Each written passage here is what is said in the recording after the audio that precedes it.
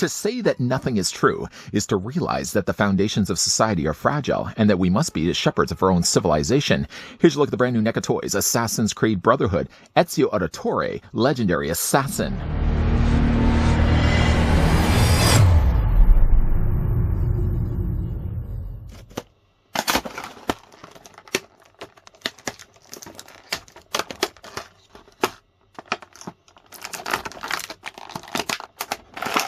From Assassin's Creed Brotherhood comes the highly detailed Ezio action figure with improved articulation and updated paint. Ezio Auditore stands at 7 inches in scale and has over 35 points of articulation.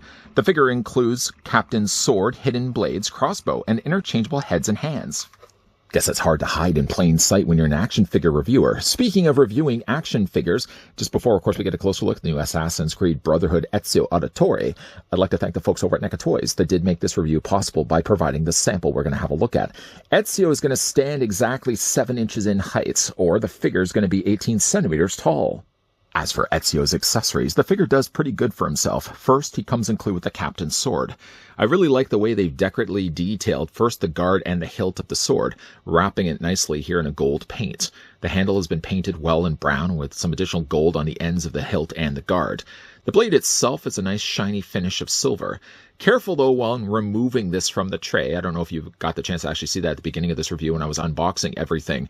But when you do remove this, just underneath the tray, if you want to be, like if you were to be pulling the blade up, for example, his wrist blades are actually just underneath that, and they're not secured by anything. So when you are removing the sword, just make sure that you don't happen to be tipping the package at the time, or you'll, in the process of this, unfortunately lose his wrist blades. The wrist blades, though, while being hidden inside the packaging, don't hide really in plain sight. In fact, you just basically slide them into the sides of his sleeves. Want to see that right now? Okay, I'll show you guys right now. First, the figure. I mean, obviously, you're going to want to probably change the hands out anyways. He does have a pair of closed fists right now on the ends of his forearms, but that can be easily changed by the provided flat hands that he has. It's just a case of removing the hands from the ends of his forearms, replacing it then with the relaxed hands. And you do the exact same on the other side there as well. I'm sure I'm probably only going to be changing the hands out anyways when we look at the crossbow accessory. Plopping those in place. If you look at the side, actually, in the inside of his sleeve, just right where the cuff is, there's actually a little open section there, a little rectangular square section. Basically, you're going to take the blades and you holster them in the sides. Now, you don't have to even have them as far as I have them right now. In fact, actually, the blades go at about there. That's as far in as they seem to be going. You can also do the exact same on this other side as well. Likely going to be the way I'm going to be displaying Ezio when it comes to displaying him on the shelf. Though there are other strong contenders. The figure, I mean, not strong contenders, but the figure does also come include, of course, all the things that you'll need to hold the following accessories.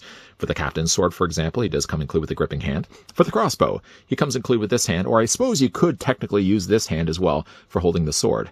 The plastic on the hands is soft enough. It's pretty easy, in fact, to get the sword in his hand, although I seem to be struggling a little bit doing it right now. If you're having, by the way, any difficult time, you can easily heat the hands in hot water and get him to hold it that way. You can, again, use this also hand as well for holding the crossbow. The crossbow basically just sits basically inside that open area and it just fits around the thumb. I guess more so, this hand is a better suit for maybe the crossbow, and then just the gripping hand, as I said before, is better for the Captain's sword. So we're just going to move those off to the side. The figure also comes included with a relaxed hand also as well, which I suppose also would serve a good purpose for holding the crossbow if you decide you want to display it that way as well. This whole talk about talking crossbows. One of my favorite accessories that come included with Ezio is the crossbow. I don't suspect that NECA would ever consider doing a 1-to-1 scale. I mean, that kind of falls within the territory of real-looking weapons. But I wish that some company, if maybe, I don't know, maybe on Etsy, there might be probably talented artists over on Etsy that have designed a 1-to-1 scale Ezio Auditore crossbow. I really like the look of this. It doesn't have also any serviceable strand or a cording like that. It's basically just all molded here in plastic. But the work of detailing, to the top of it, for example, you've got some nice gold on the side, some exquisite sculpting of silver. It's a really nice looking crossbow. Love to get my hands on a 1-to-1 scale of that. The last of these accessories happens to be an unmasked or unhooded portrait. The only thing I would really certainly say when it comes to this figure is I feel like Ezio perhaps has too small of a head. It's hard to kind of really see that when you're holding this in your hand right now, but you'll see in a second what I mean by that. This version of Ezio also does have the little, I guess it would be a bandana or a part of his ponytail that comes off to the side, nicely painted here in red. For what it is, it's a nice looking head sculpt, but if anything I would say, I think it's a little too small. The one that we get really out of the packaging. I'm first going to remove the blade because I don't want to have that lost. Just slide that out completely, put it off to the side. The stock head sculpt for Auditore is the one that actually does have the hood over top of his head. Even then, I would say maybe the head is a little too small, but it proportions itself fairly well because he has the hood over top of it. Kind of doesn't, it loses some of the fact that the figure's head sculpt I feel is a little bit too small. You may be still able to see that he does have still an eye, a pair of eyes, in fact, actually underneath the hood, although it's very shadowed over by the fact he has the hood over top of it. My preferred look of really displaying Ezio is what you're seeing right now, but if you did want to change out the head sculpt, it's just a case. When you are removing it, by the way, you keep the hood with the head. It's all one piece. You basically just pop this off the provided post. Let me also just say, too, not only is the post peg really small, but you'd be surprised to see how small the hole is on Ezio's inside of his head, for example. It's especially hard when it comes to changing out the heads, because when you get the unhelmeted or the unhooded head, you can see really how small that hole actually is. Putting this on this peg was a very difficult thing. In fact, it took me a while, in fact, to actually get it onto the peg. I end up having to heat the head in hot water, and even then, I'm having a struggle to actually get this on the peg. The problem with it is that the peg shifts around like a joystick, so you have to kind of dowel it in. You almost even have to twist it while you're putting it onto the provided peg. Keep wiggling, keep twisting until eventually you get it on the peg. But honestly, it's not the easiest thing to do at all. Not that they could have really used a larger ball joint, because really with the size of the head as it is, it'd be impossible to get it on there. I'm not 100% on there, but you can see, like, even with the 50% commitment that I've put into putting the head onto the post, you can see, I don't know, it just seems like the head is a little too small.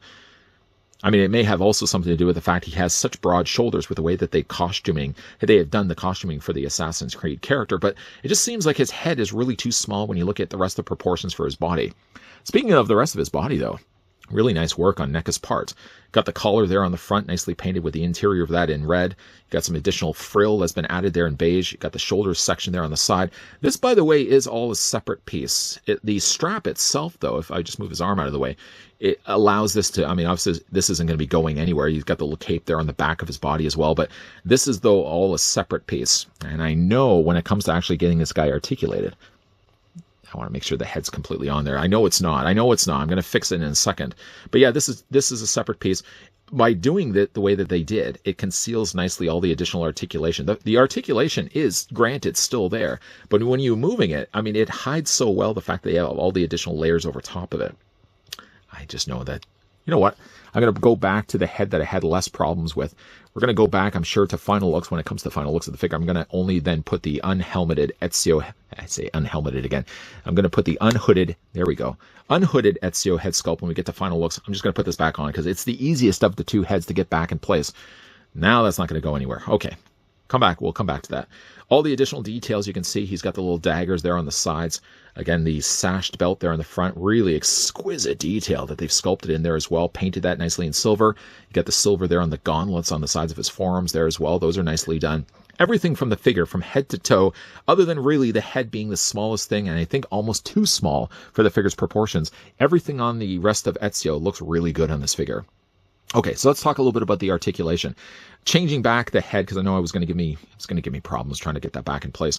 The head's going to be on a ball post, and with that, even with just the hooded piece, the hooded head sculpt actually still gets decent levels of articulation. You can rotate the head back and forth this way, up, down, and really by down, I mean, you get quite a lot. I mean, it almost to the point where he tucks his face right into his collar. The head also rocks back and forth also as well. Now, again, talking about the way they've sculpted the figure, just so much concealment of articulation. The fact that when you're looking at it, it looks like just one seamless piece. It's not really until you start to move the figure around, up and down. You can also move it back and forth this way as well, that you see, like, NECA very cleverly hid a lot of the articulation underneath the torso. In fact, looking at it, it's not until you lift the top of his shoulder up that you actually see that he has literally just a shoulder or a torso crunch to him. So you can move the torso up and down this way. The figure does also have a waist swivel there as well. And when it comes to his arms, the arms come out at 90 degrees. It is one thing that's a little bit more limited just because he's got the additional shoulder piece over top of it. That's as far out as his arms can really go, moving the arms forward and back. One thing, unfortunately, though, is by bringing his arms as far forward, it sometimes does crimp up all this additional softer plastic that they use for the shoulder piece. He has a swivel in his bicep. Figure does have a single hinge only on his elbow, which is a bit of a shame. But for how much, though, they've sculpted into the arm and the bicep above it, it'd be really impossible to get a double hinge happening in there anyways. Hands rotate also all the way around, whatever hands you want to end up using for Ezio. For the legs, now the legs are split, or more so the skirting that he has here, which again is layered. So you got the front skirting there in the red, and then you got the sides underneath that, all split on the sides. So there's nothing really getting in the way of Ezio actually moving his legs. Even moving him forward and back isn't a problem at all. The legs do split out. The figure does have, if I can lift his skirting up here, he has a slight swivel at the top of his thigh. The figure now does have a double hinge on the knee where he didn't have it in the elbow. He has articulation where the boot basically meets the calf. And then for his ankle articulation, he does have an ankle that moves back and forth this way and an ankle rocker that moves this way as well. And in case you are curious, if you want to get this guy in a pose, even though he doesn't sadly come with a display stand, NECA tends not to be a company that includes stands with their figures. He does have at least the benefits, the merits of having pegholes on the bottoms of his heels. It's a nice looking figure. The only thing I would say, though, from Ezio's standpoint, and it may not have anything really to do with the way I'm going to be displaying the figure, because ultimately, I think just for Ezio, I'm going to be displaying him with the hood as my preferred look of the two head sculpts. The thing about it, though, is if you are changing him back to the unhooded head sculpt, as good as it may have been, as well as of a sculpt that NECA may have put to the figure's portrait, I just think it's a little on the small side, especially if you're going to be planning to use that as the defaulted head. You may notice that he doesn't quite scale with the rest of his body. As the review of the Assassin's Creed Brotherhood Ezio Auditore Legendary Assassin is coming to a close, just know, though, we will be covering still the Assassin's Creed with the upcoming Revelations Ezio Auditore The Mentor, so make sure you're coming back to the channel, though, to see that review. This figure, though, is nicely done here by NECA. I think there's nothing really I would have changed really to the figure other than the size of the head. The head maybe isn't as noticeably unproportioned or out of proportioned when you've got the hood head sculpt in place. It's likely going to be the way I'm going to be displaying the figure anyways, but if you choose to have the unhooded head, I think you'll notice more so the fact that the head seems perhaps just a little too small for the rest of his torso. The accessories that they include are all nice touches. The captain's sword, the crossbow, my favorite, or the go-to wrist blades are always a nice touch, though be careful removing the captain's sword. I almost took the captain's sword out of the tray without realizing that the wrist blades were just underneath it. And it wasn't just for just a quick glance down for me to realize that the wrist blades were still there. Had I tilted it up, I would have likely lost the wrist blades. They would have ended up on the floor somewhere, and they're pretty small. The likelihood of them being lost would be quite high. Big thank you, though, once again to the folks over at NECA Toys that did provide the sample of the brand new Assassin's Creed Brotherhood Ezio Auditore Legendary Assassin that we had the chance to have a look in this review. For your video question for today, what's your favorite Assassin's Creed video game? Let me know down below in the comments section. And in the meantime, if you guys did enjoy this video, I want to hit it with a like. If you guys are loving the content you guys are seeing and would like to stick around for that review of the Assassin's Creed Revelations Ezio Auditore The Mentor, make sure if you haven't already done so that you hit that subscribe button down below and you're turning on the bell notification. Of course, as always, guys, thanks for watching. See you guys next time.